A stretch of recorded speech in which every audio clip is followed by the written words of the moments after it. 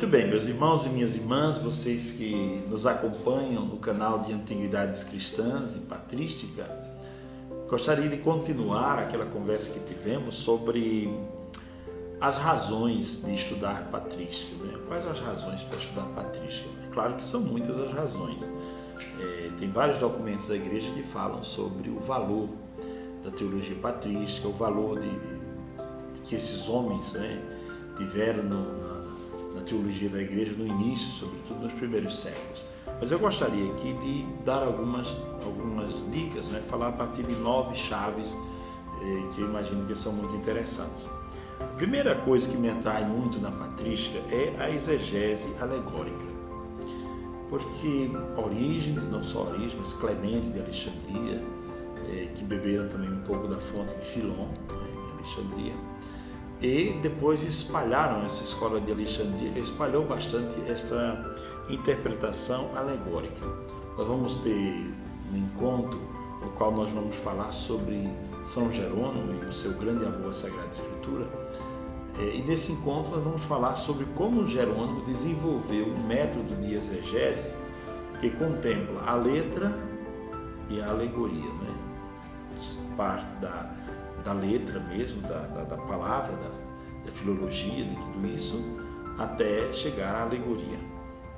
Mas eu penso que essa é uma riqueza incalculável. Se você for olhar, por exemplo, como os padres da igreja interpretam as parábolas de Jesus, seria um capítulo muito interessante para uma conversa.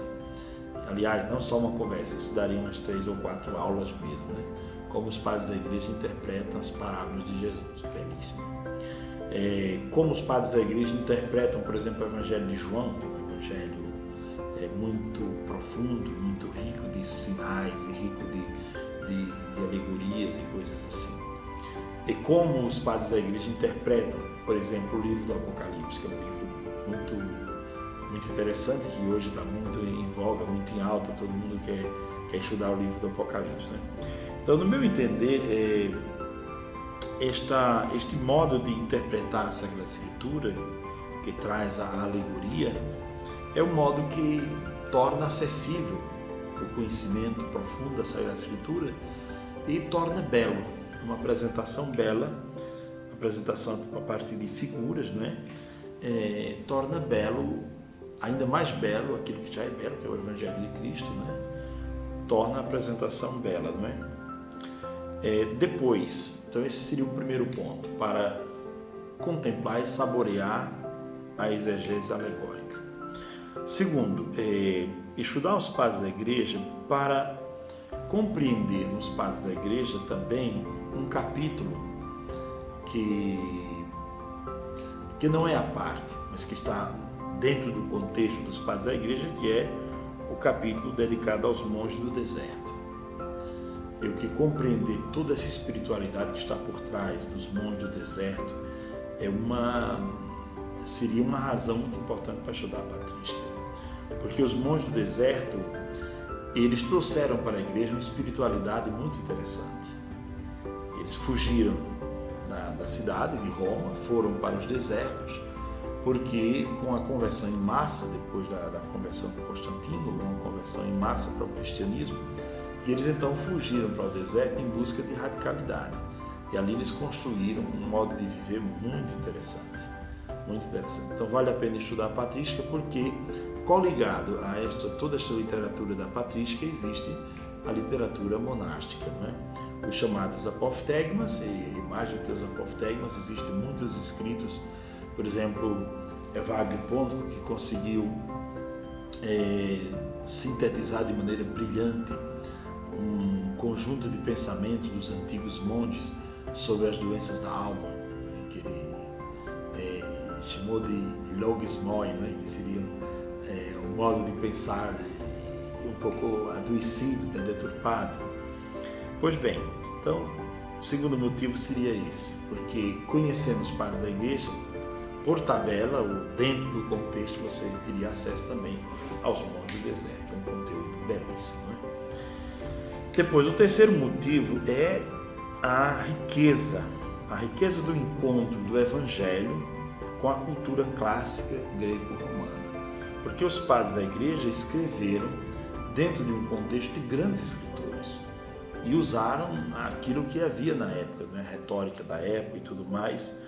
E na literatura dos padres acontece, você percebe esse encontro de toda a riqueza da literatura antiga, clássica, greco-romana, com o Evangelho, né? Por exemplo, os padres da igreja não cansam de citar coisas que a gente percebe que são tiradas do mundo da mitologia, coisas muito interessantes. Outro dia eu estava, por exemplo, lembrando e falando com meus paroquianos sobre o retorno de Ulisses depois da guerra, né, da guerra de Troia. Então, Ulisses retornando para casa. A história de Ulisses seria um conto para lembrar do retorno da alma, né? O homem que precisa retornar para si mesmo, né? E no retorno para a casa dele, ele encontrou uma deusa que ofereceu tudo o que ele quisesse, né? Contanto que ele ficasse com ela. E Ulisses disse: não, eu poderia ficar aqui, mas eu não seria feliz, porque eu tenho uma casa, eu tenho uma esposa, eu tenho uma família, e o meu lugar é perto deles. Então Ulisses volta para casa, depois de uma guerra demorada, e no mar acontece uma coisa muito interessante, que os padres da igreja fazem uma ligação. Ulisses, quando vai atravessar na região onde cantam as sereias, e as sereias cantavam e enganavam os marinheiros e acabavam matando os marinheiros, né? Ulisses diz: me amarrem no mastro do navio, porque amarrado ao mastro do navio eu quero ouvir o canto da sereia, só que eu vou estar amarrado. E vocês, os marinheiros, vocês coloquem qualquer coisa para tapar o ouvido, vocês não vão ouvir. E eu, ao contrário, vou ouvir. E ele ficou amarrado, né? Amarrado ao mastro. E aí os padres da igreja vão fazer uma leitura bela sobre isso, dizendo que Ulisses, para não ser seduzido pelo canto da sereia, ficou amarrado ao mastro. Então, o cristão que quiser resistir aos cantos das sereias no mundo, terá que estar amarrado à cruz de Cristo.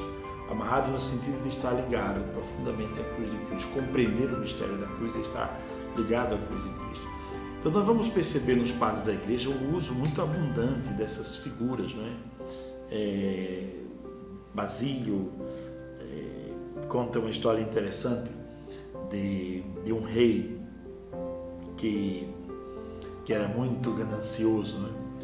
Mas esse rei acabou fazendo uma caridade a um senhor que estava passando por problemas e ele ajudou esse senhor. E depois que ele cuidou deste senhor, ele cuidou da saúde e de tudo, ele foi devolver este senhor ao filho. E quando foi devolver ao filho, teve uma surpresa. Aquele senhor era o pai de Baco, do deus Baco, que era o deus do vinho, da alegria, de todas essas coisas. E Baco então disse: eu posso lhe conceder uma coisa, que você pediu, eu lhe concedo. E ele disse: faça o seguinte, faça por mim o que eu vou lhe pedir, que tudo que eu toque se transforme em ouro, eu quero ser rico. E aí, voltando para casa, no caminho, ele começou a testar aquele poder que ele tinha recebido de Baco. Baco achou estranho, né? Mas concedeu. Ele tocou numa árvore, a árvore tornou-se ouro, foi transformada em ouro. Tocou no rio, o rio tornou-se todo ouro. E no que ele tocava se transformava em ouro. Ele chegou em casa, então ele pediu o jantar. E qual a surpresa dele? Quando vieram as comidas, ele tocava nas comidas, tudo se transformava em ouro. E aí veio uma filha para consolar o pai, e quando abraçou o pai, tornou-se uma estátua de ouro. E aí ele desesperou-se.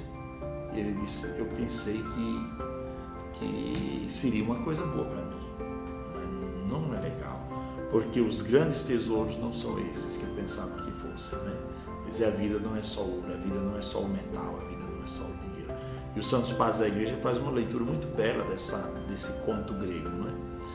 E assim, eu creio que esse encontro do mundo greco-romano, não é, com esses grandes pensadores, que eram muito afinados com a retórica antiga, desse encontro nasce algo muito belo, que é um modo poético de comentar a Sagrada Escritura, um modo poético de fazer teologia, é um modo belo de fazer teologia.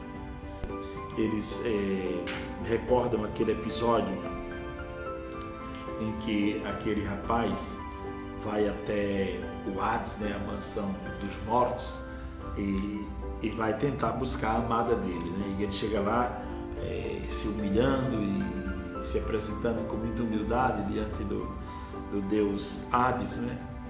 E aí os santos padres dizem o seguinte: Cristo desceu à mansão dos mortos, mas não desceu assim. Quem fala sobre isso é Militão de Sardes, né? Ele diz: Cristo desceu à mansão dos mortos, mas ele era Deus.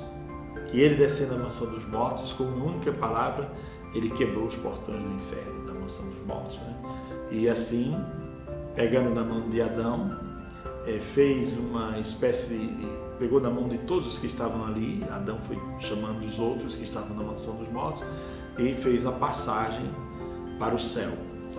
E aí eles dizem o seguinte: assim como Moisés atravessou o Mar Vermelho, agora Jesus, o novo Moisés, atravessa um mar de chamas, trazendo para o céu aqueles que eram dele. Belíssimo, né?